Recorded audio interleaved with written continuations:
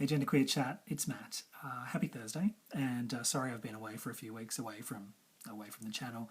I've just been having some anxiety about making videos and haven't got around to it and haven't got my act together and done it. And I apologise that I have been an absentee genderqueer chatter, but hopefully starting today I'll be back and be a lot more regular about making videos. So welcome to Nat, who put their first video up this week, and it was really interesting to hear all about you, Nat, and your experiences and who you are and get a glimpse into your world, and I very much look forward to seeing more videos from you in the future.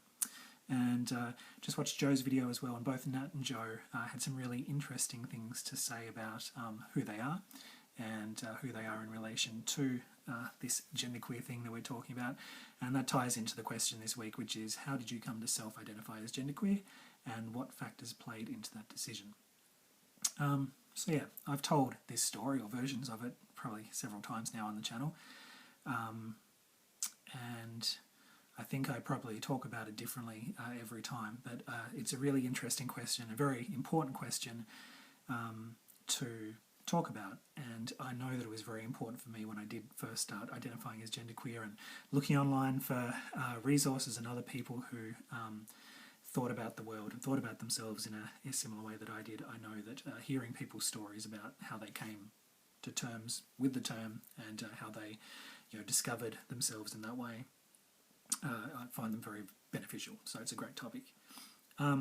So yeah, I guess like some of the others have said, always felt that something was a little bit up with me in regards to this whole gender thing. I didn't have the words for it, didn't have the language for it, didn't necessarily have the understanding of it, and didn't necessarily ever take the time to really deconstruct it and work out what it was. But I was always aware that there was something a little bit different about me. I didn't fit into the stereotypical perspective of gender that was presented to me by my parents and society and everything else. I always felt uncomfortable about being male, being referred to as male, the expectation that I was into male things. I didn't feel comfortable at all being associated with kind of, blokey or guy culture. I probably identified as being a boy when I was a little boy. I definitely didn't identify as being a man as I got older. And I always had this awareness that, I guess I always had this awareness, or the way that I translated in my mind or thought about how I was feeling, I kind of had this envious and interest in people who were the opposite sex of me. I was very interested in the experiences of girls, and I'm talking about everything from physical changes and menstruation to the types of jobs and life experiences that are more readily available to girls in society.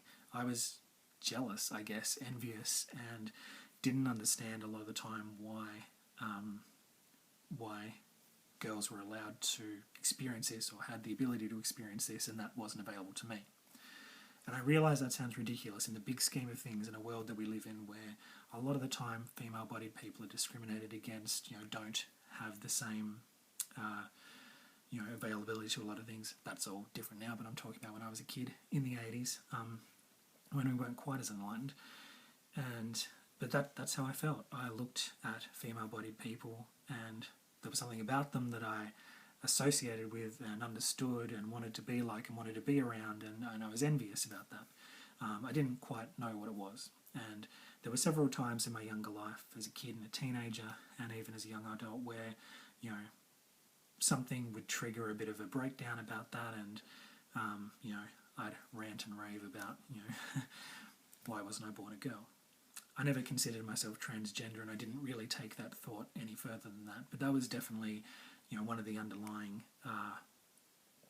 experiences of my growing up and learning about myself. So it wasn't until relatively recently that I actually discovered the term genderqueer and started to look at myself in that way. And it's probably only been about I've been on the channel now for 3 years, I think. No, this is my third year, sorry, I've been on the channel for 2 years. I think I identified as genderqueer probably a year before I started on the channel, a year and a half, maybe closer to 2 years. And then there was a couple of years before that where I'd already started to toy around with ideas about my own identity and had started to subtly bend the boundaries of gender without even realising that's what I was doing. I think it was just the right time in my life that I had the ability to think about that in a different way. I think I'd learnt a lot through various experiences that I'd had interacting with other people and certain life events. And I think it was just the time where it was naturally starting to come out. And I remember I was experimenting with things like names and, without even knowing, about transgender stuff or gender-neutral pronouns or anything like that. I was already kind of experimenting with that, and I've talked about that a little bit on the channel before. And that was a good year or two prior to actually coming out as genderqueer. So yeah, it wasn't until a few years ago that I was at work. I told this story a couple of times about how I worked at a call centre for passports in Australia, and sometimes we got callers who were transgender, and they were inquiring about how they get their gender, their sex mark or whatever on their passport changed.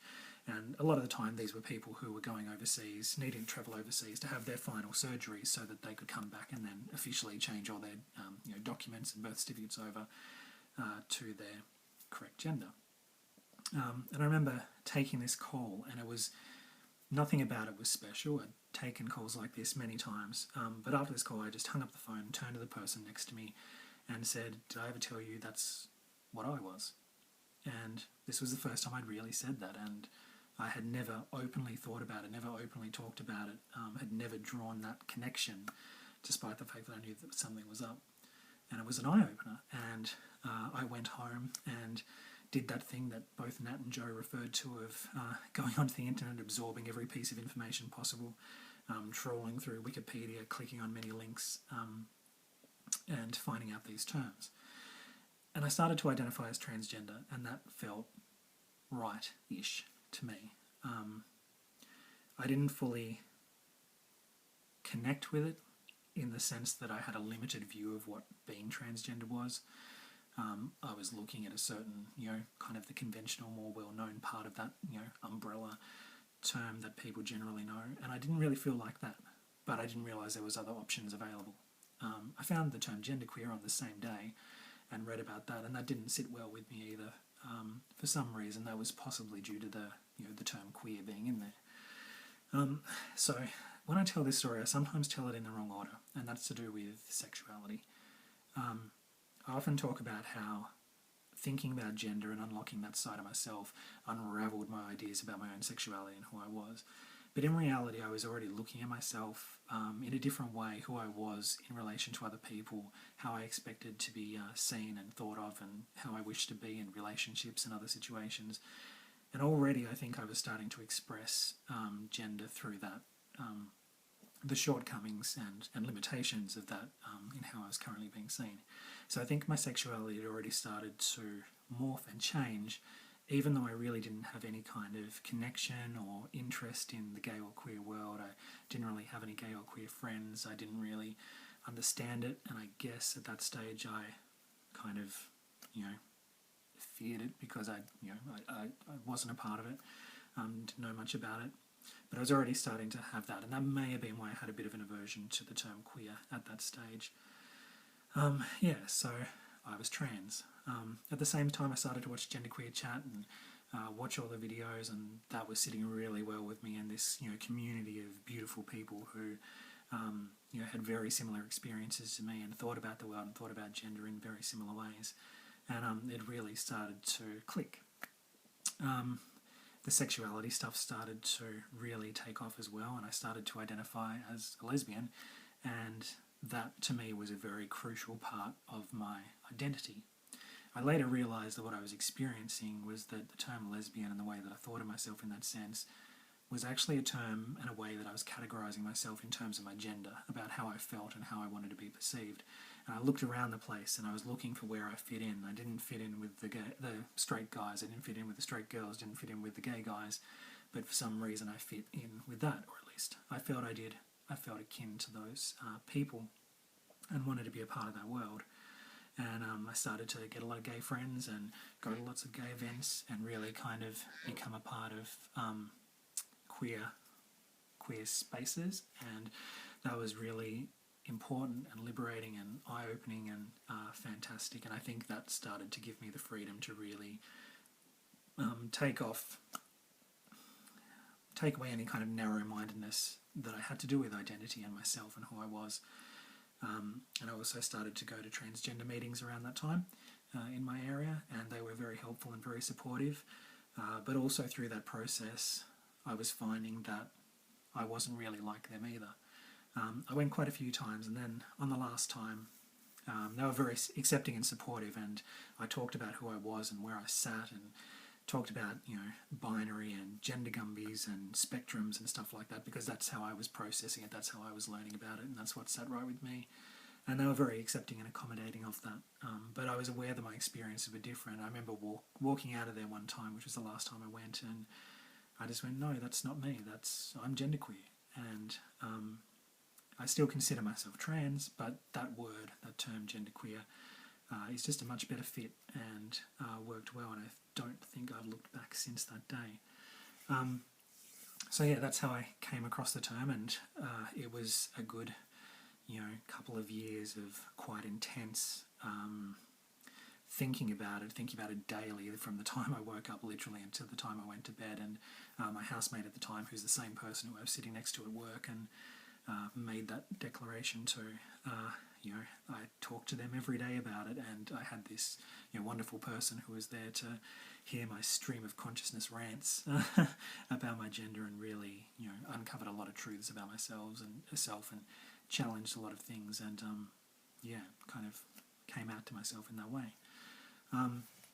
Since then, a lot of things have happened. I've come onto GenderqueerChat, met a lot of people who identify very similar to me, and things have just kind of settled down, and I feel very comfortable with my identity, with this term genderqueer. It is such a perfect fit for me now, and I never feel like I try and fit the term. I always feel like I've taken that term and used it for what I need it to be to represent me. And from that perspective, I feel like I've always been genderqueer. It's I don't make a differentiation. It's just that there was a time when I didn't know that term, and I didn't know that it was okay to be genderqueer, or that you could be genderqueer, or that there was, or what, that wasn't part of my reality. But that term is something that's really stuck, and it's here to stay, and is probably one of the most significant, important things that I've ever found out about myself and about my life. And I feel really lucky about that.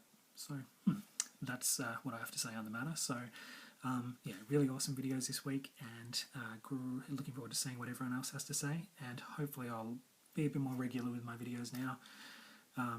It is my 3rd year on the channel, so I really should get my act together. And hi to Nat, hi to everyone, and see you next week.